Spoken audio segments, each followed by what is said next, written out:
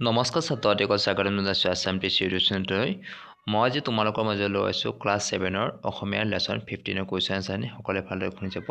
আৰু যদি মই চেনেলটো ছাবস্ক্ৰাইব কৰি ৰাখিব যাতে আগলৈ এনেকুৱা ধৰণৰ ক্লাছবোৰ পাই থাকে।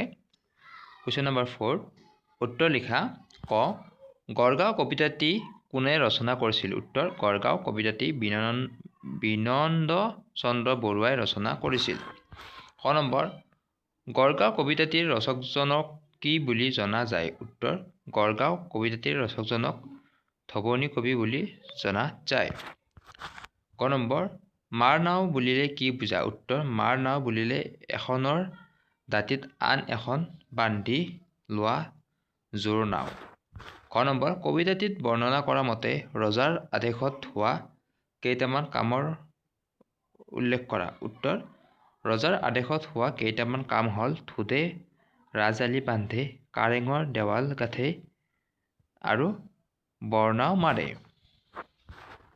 নম্বৰ গড়গাঁৱৰ কথা শুনি তল যাওঁ বুলি কবিয়ে কিয় কৈছে? উত্তৰ কাৰণ সেইখন ওলট পালট দেশ, তাত বিভিন্ন ঘটনা ঘটে, সেইবাবে কবিয়ে কৈছে গড়গাঁৱৰ কথা শুনি তল যাওঁ। 5 নম্বৰ চমু উত্তৰ লিখা। ক দিশৰ সোঁতত যোৱা ভটিয়নি বল পোৱা উভতিব খোজে বৰনাও, মাৰ নাও উভতিব খোজাৰ কাৰণ কি? উত্তৰ গড়গাঁৱৰ সৌন্দৰ্য চাবৰ কাৰণে অধিক জোৰেৰে গৈ থকা মাৰ নাওবোৰ উভতি আহিব খোজে।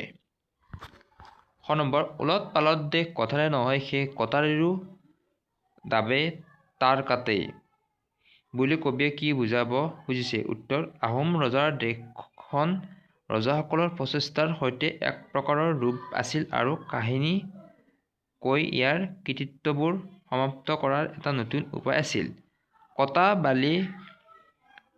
বালি কাটিবলৈ মানুহৰ বাবে কাম কৰাটো সম্ভৱ আছিল যিহেতু সম্ভৱ।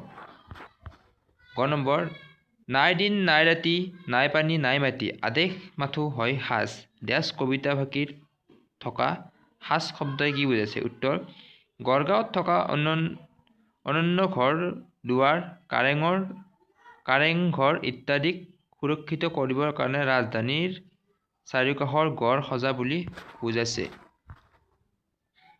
খ নম্বৰ অহা যোৱা নাই তাত শেষ, জনে জনে ভিন ভিন বেশ, এই কথাফাঁকিৰ মাজেৰে কবিয়ে কি বুজাব বিচাৰিছে? উত্তৰ এই কবিতাফাঁকিৰ মাজেৰে কবিয়ে ইয়াকে বুজাব বিচাৰিছে যে গড়গাঁও আৰু ইয়াত থকা কাৰেংঘৰ ৰাজধানী ইত্যাদি বিভিন্ন কীৰ্তিচিহ্ন চাবৰ কাৰণে পৰ্যটকসকলৰ আগমন ঘটে। ইয়াত বিভিন্ন ধৰণৰ লোক আহে আৰু ইয়াত অহা যোৱা শেষ হৈ নাযায়। 7 নম্বৰ তলৰ দফাত থকা খালী ঠাই পূৰ কৰা। ক বিদেশীৰ চকুথিৰ স্বদেশীৰ উশসীৰ দেও লগা মানুহৰ দেশ, উজুতিত ভাঙে দাঁত কৰালত ধৰে মাত, অহা যোৱা নাই তাত শেষ, জানে জানে ভিন ভিন বেশ। খ নম্বৰ সকলোৰে আছে কাম নোহোৱাৰ নাই নাম, কাপুৰুষে সদায় পায় লাজ, নাই দিন নাই ৰাতি নাই পানী নাই মাটি আদেশ যেন হয় সাজ, ইচ্ছা যেন স্বৰ্গ মহাৰাজ।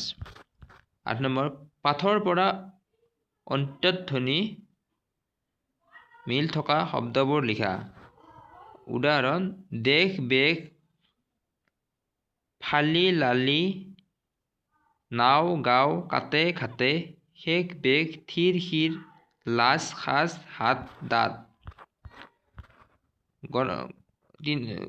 9 নম্বৰ ক অংশত দিয়া শব্দবোৰ খ অংশৰ অৰ্থৰ লগত মিলোৱা। ক অংশ খ অংশ ভটিয়নি নৈৰ ভাটি বা নামনিলৈ বৈ থকা, বল পোৱা শক্তি পোৱা, মাৰ নাও এখনৰ দাঁতিত আন এখন বান্ধি লোৱা যোগৰ নাও, ওলট পালট তল ওপৰ হোৱা বা কৰা, বিদেশী পৰদেশৰ যিটো নিজৰ দেশৰ নহয়, শিৰ মানে মূৰ, কোৰাল মানে বহুলোকে একেলগে কৰা হাই হুৰুমুৰি, সাজ মানে নিৰ্মাণ কৰা প্ৰস্তুত কৰা,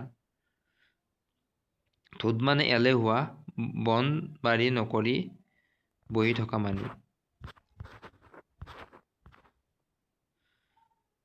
10 নম্বৰ উদাহৰণটোৰ দৰে বিশেষ্যৰ পৰা বিশেষণ পদলৈ নিয়া। বিশেষ্য বিশেষণ বিদেশ বিদেশী স্বদেশ স্বদেশী দেশ দেশী পৰদেশ পৰদেশী সুখ সুখী কপা কপাই আকাশ আকাশী গোলাপ গোলাপী বাদাম বাদামী দুখ দুখী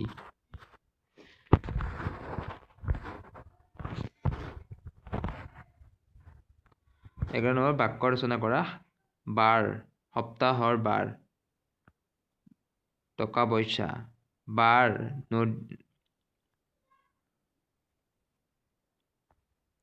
পাৰ নদীৰ পাৰ টকা টকা পইচা বাৰ 12 সংখ্যা পাৰ চৰাই টকা বাহৰ এবিধ বাদ্য উত্তৰ 12 সপ্তাহৰ বাৰ সোমবাৰ দিনা আমি নগাঁৱলৈ যাম 12 সংখ্যা 1 ডজনত 12টা থাকে পাৰ নদীৰ পাৰ ৰহিমতে নদীৰ পাৰত খানা খাবলৈ গৈছিল পাৰ চৰাই আগৰ দিনত পাৰই দূৰণিলৈ চিঠি লৈ গৈছিল টকা পইচাৰ নিয়ম মতে খৰচ কৰিব লাগে টকা বাহৰ এবিধ বাদ্য আমি বহাগ বিহুত টকা বজাওঁ আজি ক্লাছত ইমানখিনি আছিল নেক্সট আৰু বাকী লেচনৰ কুৱেশ্যন আনসাৰ দিম সকলোৱে ভালদৰে পঢ়িব বুলি আশা কৰি আজি ক্লাছটো ইমানতে সমাপ্ত কৰিছোঁ নমস্কাৰ